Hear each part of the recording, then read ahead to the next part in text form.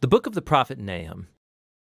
This short prophetic book is a collection of poems announcing the downfall of one of Israel's worst oppressors, the ancient empire of Assyria, and its capital city, Nineveh. The Assyrians arose as one of the world's first great empires, and their expansion into Israel resulted in the total destruction and exile of the northern kingdom and its tribes.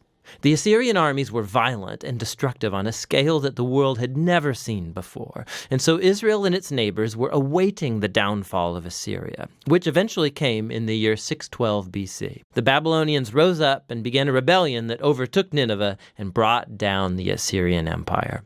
And so chapter 2 depicts the fall of Nineveh in vivid poetry, and chapter 3 then explores the downfall of the empire as a whole.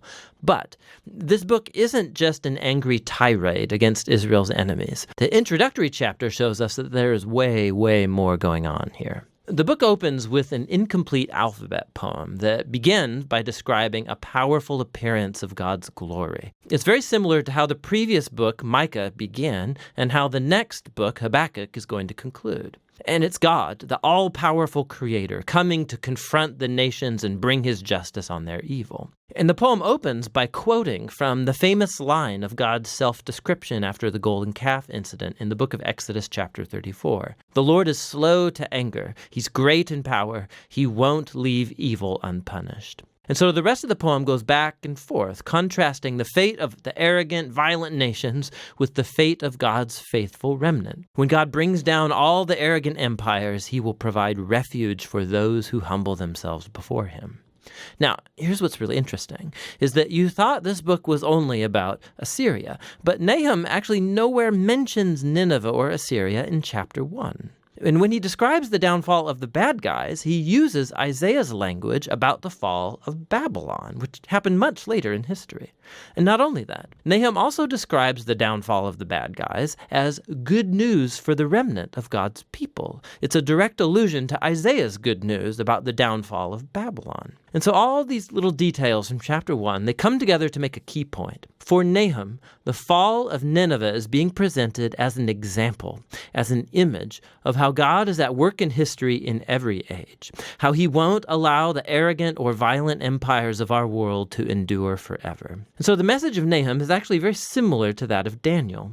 Assyria stands in a long line of violent empires throughout history, and Nineveh's fate is a memorial to God's commitment to bring down the violent and the arrogant in every age. With this perspective from the opening chapter, the book then returns to its focus on Assyria. And so chapter 2 describes the Battle of Nineveh and the overthrow of the city in progressive stages. So first we see the front line of Babylonian soldiers, and then we read about the charge of the chariots, and then the chaos on the city walls as the city is breached, then the slaughter of Nineveh's people, then the plundering of the city. Chapter 3 goes on to describe the results of the city's downfall for the empire as a whole.